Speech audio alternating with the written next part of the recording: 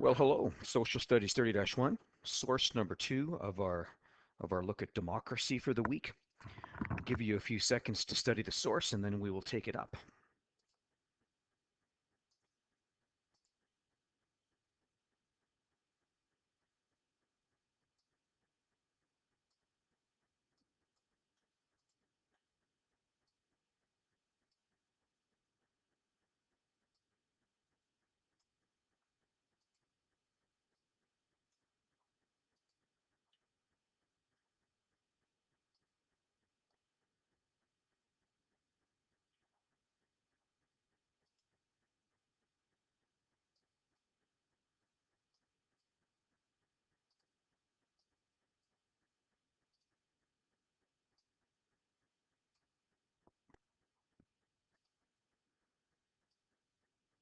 Okay, uh, where to start? Well, the guy's talking about one of the flaws of democracy. And I think, the main topic of this source would be to this person, democracy is nothing more than a popularity contest, or at least it's devolved into nothing more than a popularity contest. So, democracies have a built-in structure system that leads to their eventual demise. So what he's saying there is that there's something about democracy, something's wrong with democracy that will eventually lead to the end of democracy in that particular system.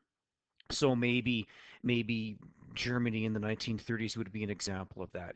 The Weimar Republic was, after all, a democracy. That's what got Hitler elected. But that democracy devolved into an authoritarian regime by 1933 after the Enabling Act. Maybe you talk a bit about what happened in there. But I'd probably go after more what he talks about in the green and the pink. A typical, according to this person at least, a typical Democratic leader will sacrifice long-term planning, will compromise long-term planning in order just to get elected. So according to this person, democracy is nothing more than winning the next election. Long-term planning be damned. So what he's trying to say there is that a Democratic leader will promise anything to get elected, and that's all they're really concerned with is winning that next election. Any government wants to win the next election. Any government that has not formed a government yet wants to win the next election, and you're willing to make promises to people just to get them to vote for you, even though what you're promising them might not be what is best for your nation, your society's well-being. In fact, he says that this can be fatal to a society's well-being. When I first read this thing, the first thing that struck me would be um, a politician promising to spend as a government like there's no tomorrow just to get you to vote for them. After all, who wouldn't vote for a guy that says, listen, if I win the election, I am going to lower your taxes and increase government spending. I'm going to build more hospitals. I'm going to build more schools. I'm going to invest in infrastructure. And I'm also going to lower your taxes. That is a hard thing to resist if you're a voter. I mean, who wouldn't vote for that system? The average person probably would. But the flaw in that thinking is that, if you spend like there's no tomorrow for too long and there's no revenue coming in to pay for all that, now your society is in debt. They've incurred a deficit, and when your debt gets bigger and bigger, as we've learned, your credit rating will suffer. You could drop from a AAA credit rating to maybe a AA or a single A, or even worse than that. And that might be one of the things that this guy could be getting at. You promise anything to get elected, like spending too much money as a government, and you finally win the election, you follow through on the promise, and that is fatal to your society's well-being. You've now incurred a debt, and now the next person has to resort to neoconservatism to get you out of debt. And that's just not a popular way to get elected. And then he goes on to say in the second section here, um, government where power is in the hands of true leaders. So you'd want to hone in and expand on true leaders. So this would be someone who isn't necessarily popular, but is smart, has wisdom, has been around the block, has experience, will do the right thing. To this person, that is a true leader, not someone that just won the election because they had the right last name or because they have a TV show or had a TV show about them and that's what made them popular. So he's being critical of democracy He's talking about getting true leaders that will make the hard, tough decisions that might involve not spending as a government, that might involve raising your taxes. Who knows? Um, but when we get those people in power, we can ensure the long term health and prosperity. Now, health could be literal, your physical health, nutrition, etc. It could just mean you're a healthy society. The democratic process works, there's no corruption.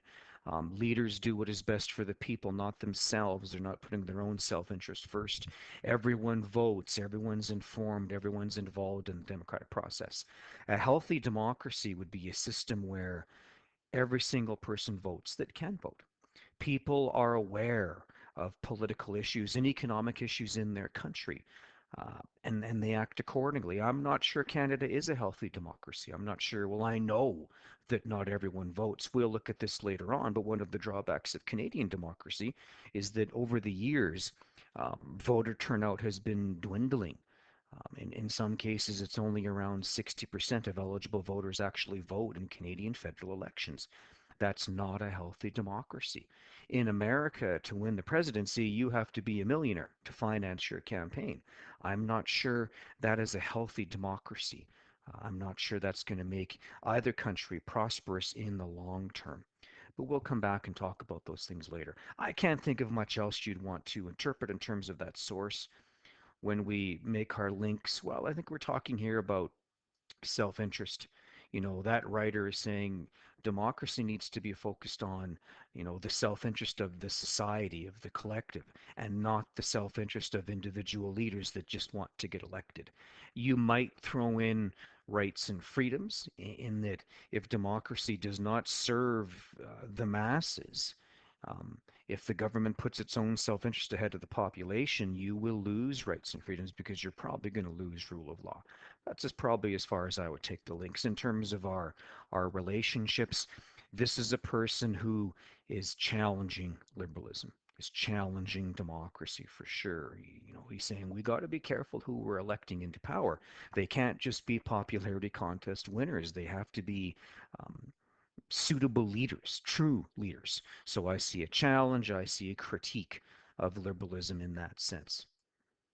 Okay. Good job. Believe it or not, the sources that we've been learning last week, the week before, this week, and probably next week will be the most important political sources of your life. We are critiquing democracy, the system that you live in. It's important to pay attention, to be focused on these sources because you're going to be voting very, very soon. And you need to know these things. You need to know the pitfalls of democracy, the advantages of democracy, and the same for authoritarian regimes. So make sure you're on your game. Thanks.